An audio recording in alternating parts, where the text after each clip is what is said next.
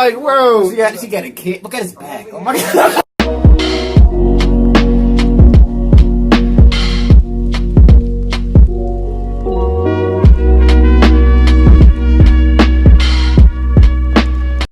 Yo, what's up? Welcome back. We're gonna be reacting to Jordan Peterson. History describes you.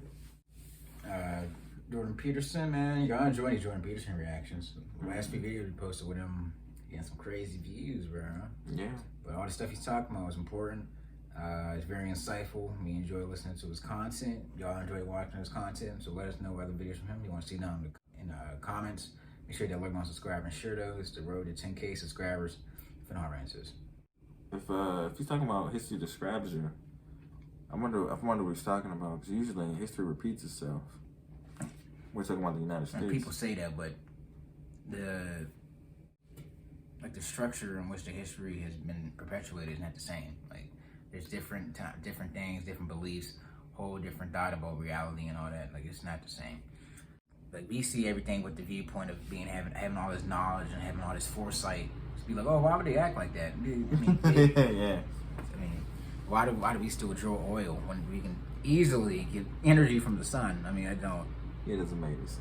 I had a client at one point who was an unbelievably naive person. You cannot overestimate her naivety, no matter how hard you try. Her parents taught her that adults were angels, literally. And she believed that in a strange sense. When I met her, she was in her 20s. And she had this extraordinarily naive view of people and had been hurt. And if you're very naive and you've been hurt by someone, you often disintegrate, because it blows your world apart, and that's what had happened to her. And I said, she had a university degree, and I said, well, look, like in the liberal arts, I said, didn't you read any history? And she said, well, yeah. And I said, well, didn't that disturb the whole adults are angels hypothesis? And she said, well, I read it, but I just compartmentalized it. And that gave me the key to what was wrong with her, and we successfully dealt with it. But I had her to begin her process of cure, oddly enough, because she had to understand malevolence, because she had been touched by it, right? She had to understand it because her naive worldview had been shattered by the hand of malevolence. I had her read a book called Ordinary Men by Browning, and it's a study of these Polish policemen, German policemen who were sent to Poland after the Nazis had marched through Poland, and they were sent to police Poland, and they were, decent middle-class guys, essentially, most of whom had been hit maturity before Hitler had come to power, so they weren't indoctrinated Nazis, not like the Nazi youth types were. And they had to go to Poland and be policemen under wartime conditions. And they had a very humane commander, and he told all of them that they were going to have to do things that would be far more brutal, in all likelihood, than they were normally prepared to do in their role as non-military policemen, but that they could go back to their old job if they wanted to. So it wasn't top-down enforcement of an authoritarian ethos. And Browning documents their transformation from the guy next door, the policeman next door, into people who were taking naked pregnant women out into fields and shooting them in the back of the head. And it's a brutal book because, well, these men, it's like it just ruined them to do that to themselves. They were physically ill during the process of transformation, and he does a very good job of documenting how an ordinary person transforms into a Nazi murderer. And I had to read that. I said, but don't you compartmentalize it. This is about you, right? This isn't about someone else. When you read history, you think, well, that's about someone else. It's like, unless maybe you're a victim and you identify with the victims. It's a very rare person who reads history and identifies with the perpetrators. But unless you read history and identify with the perpetrators, then you don't understand history at all. And so who wants to understand that? And I get my students, I said, look, I've told them this for 30 years. Here's something you have to understand. If you were in Nazi Germany, the statistical probability is overwhelming that you would have been a perpetrator. Right? You think you would have rescued Anne Frank. It's like, think again. Those people are very, very, very, very rare. They put their lives on the line to do that. They put their families' lives on the line to do that. You think you're one of those people? Really? It's like that. You really gonna go out of your way to save people? Yeah, what's it called? They, how dedicated the people in Germany were at that time? I mean, they're hardworking people. I'm like, they would do literally anything. That's why it killed so many people. Their dollar was worth nothing. Like their money was literally worth after the stock exchange. I'm not stock. After the Great Depression, once the Great Depression started, the thing was already bad. Then like the Weimar Republic was just beginning to like to recover. But then the depression hit, it was over, bro. It was over. It was they were using their money as like wallpaper and stuff. It was where the bread cost like $2 trillion or 200 trillion. It was ridiculous. They lost the World War. You can't have a military of over 100,000 men. You can't have more than 10 airplanes. It's like that's like they went from a military of 18 million men. They told these dudes they can't have more than 100,000. That's insane. They took most of their industrial lands and used them for themselves. I don't know. Pretty much a vassal state for real. Yeah, they don't. Hey, they basically want them to like, just sit there, cause like 100,000 ain't gonna do nothing. Because in any other normal circumstance, no one's gonna listen to this guy rambling on about how Jews are undermining the country and infiltrating the government. In most instances, it's not like it's like, what are you talking about, bro? Yeah. But repeated failures, they just needed a scapegoat, and that's who they put it on. And nowadays, I don't. But I say necessarily, would people be able to turn into like these avenge killers? I don't know, because people nowadays seem to be a lot more insightful and educated on stuff like this. So I feel like it would take a longer time for it to happen, but I feel like it can still happen. Yeah. Like it doesn't take long for people to stop caring about morals if you're hungry. If you're looking for food, if you gotta protect your family. The people already stopped caring about morals when they got the internet. Because half of the stuff you see on there, it's just like, why would you? Yeah, like why would you do half of the stuff you showing do? death? Like we're pretty much desensitized to violence. I mean, so you got like, people hanging themselves or shooting people. Yeah, it's just like I don't know. All that means is that you know nothing about yourself. You know nothing about people. You know nothing about politics or economics or history. It's a harsh lesson. The truth about Germany in the 1930s, it was probably the most educated society the world had seen at that point in time. Education alone, cleverness in inverted commas alone, intelligence alone. Sophistication, no substitute for civilization character. alone. No, right. Yes, So- absolutely, there's no substitute for character. So we don't want, it's Pascal talked of the glory and the scum. To reach our full humanity, it seems to me we need to understand both intention. Now, Carl Jung The said unbelievable scum that lies in terms of our potential at the bottom of every heart. The extraordinary nobility, you call it the spark of divinity, I would say made in the image of a mighty creator. You've got to hold those things in suspension if you to find your real humanity. And in fact, the way through to the good place is surely through the valley of darkness in the first place. you think, well, if it's possible to be enlightened, why isn't everyone enlightened? It's like, well, you don't get to paradise, you don't get to heaven without harrowing hell first, right? And who's going to do that? Like, that's a terrible thing to do. It isn't even clear that you can survive it. You know, I mean, it's brutally damaging to come to terms with your own proclivity for malevolence, and some people don't do it, and it's no wonder.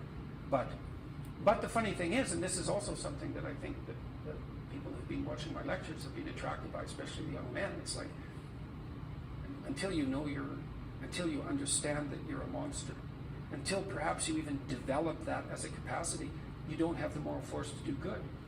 And so not only is that dissent to begin with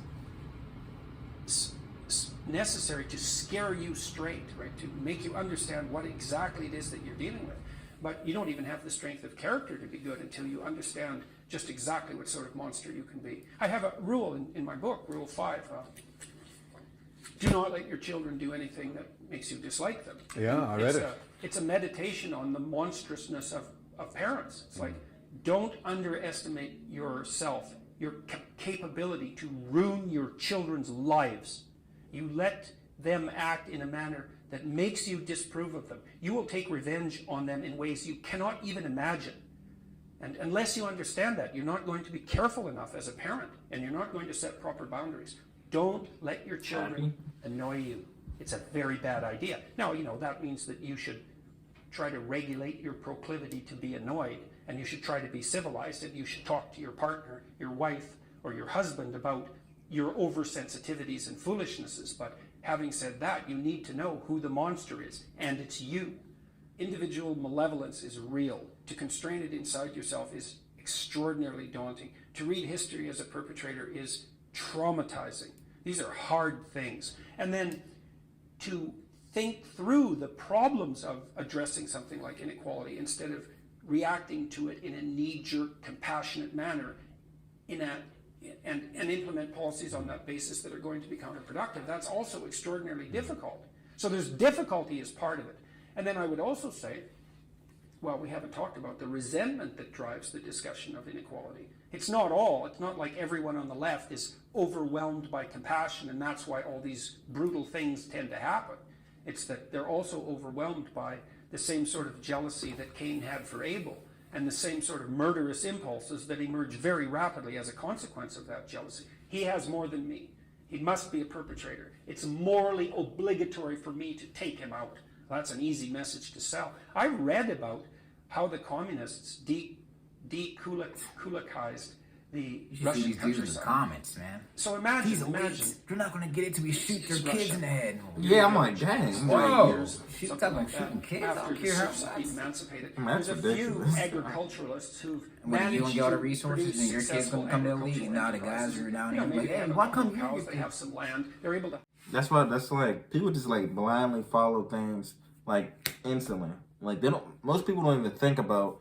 It's just like most of Trump's followers. It's a mob mentality, man. It's just like most of Trump's followers. It's a mob mentality.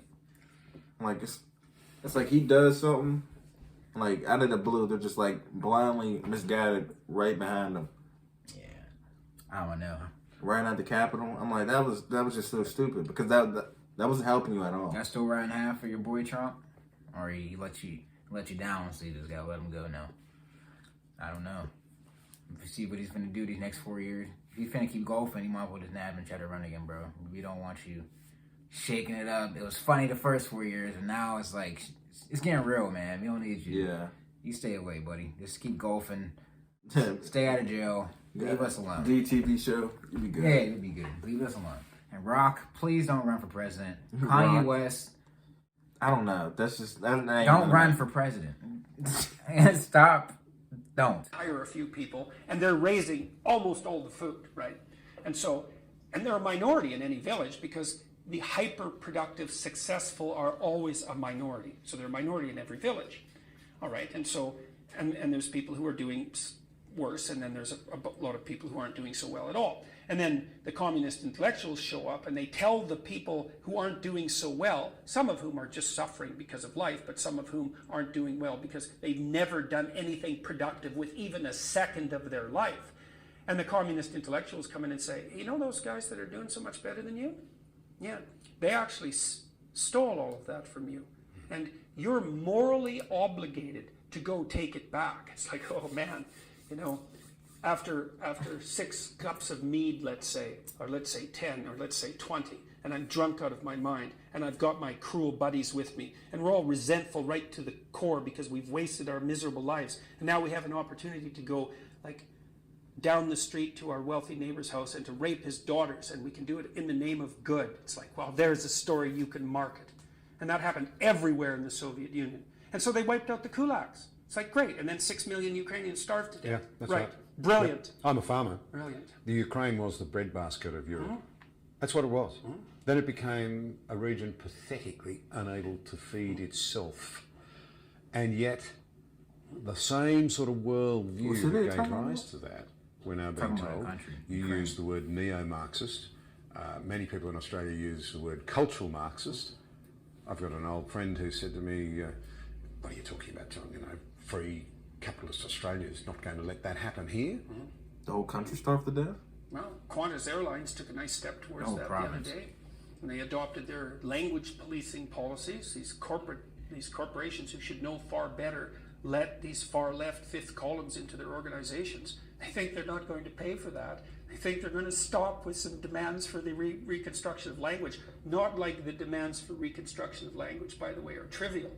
They're maybe the most important thing you could possibly demand, right? I want to reshape the way you speak. I want to reshape the way you think. It's like, well, that's okay, as long as it doesn't interfere with the bottom line. It's like, it'll interfere with the bottom line. You let that fifth column in. It's a warning to corporate people. You let that fifth column in. They did it before. It's like they go further and further. Things can turn on a dime, you know, a very well-organized minority, even if the majority opposes them, and they do. A very well-organized minority can have an unbelievably pernicious effect on an organized. Yeah. Jordan Peterson. I feel like aliens do take over. He'd be the one. Yeah, he needs to be the lead representative. people. You need to push him to the front and let him explain everything.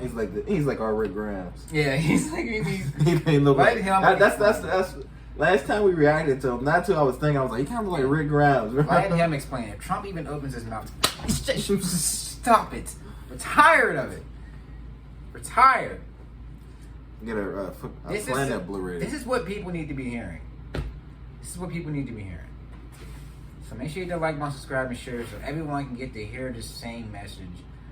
Jordan Peterson, we enjoy your insight. Thank you very much. This video was nice. If you let us know other videos from him you want to see down in the comments, make sure you hit the like button, subscribe, and share, man. It's the road to 10K subscribers. We really appreciate all the support. We'll see you next time on another video. Peace.